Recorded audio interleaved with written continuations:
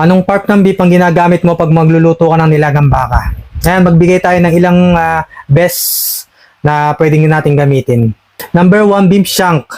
Litid o kenchi. So, bakit nga ba beef shank? Ayun, may perfect balance siya ng laman at litid. Malambot kapag pinakuluan ng matagal. Nagpapalasa at nagpapalapot sa sabaw dahil sa collagen ng litid. Malasa, malambot at rich ang broth. Number 2, beef ribs. Short ribs o tadyang. Malasa dahil sa taba at buto. Nagbibigay ng masarap at malinamnam sa sabaw. Maganda ang texture kapag niluto ng tama.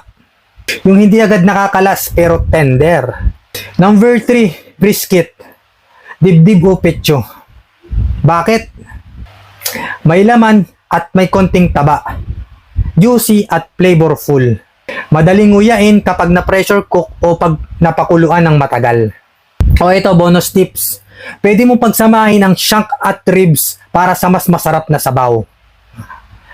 Yun lamang guys. Marami pa akong gustong i-share sa inyo. Kung gusto nyo malaman na ngayon, just follow me. Nagulat ako sa comment ni Idol. Medyo malayo sa content natin. Pero basta alam natin at kaya nating sagutin, basta makakatulong sa inyo guys, i-comment nyo lang kahit anong tanong. Sasagutin natin yan.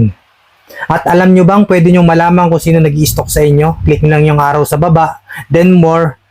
At kung sino unang pangalan lalabas ay siya nag-i-stock sa inyo. Thank me later. Peace out.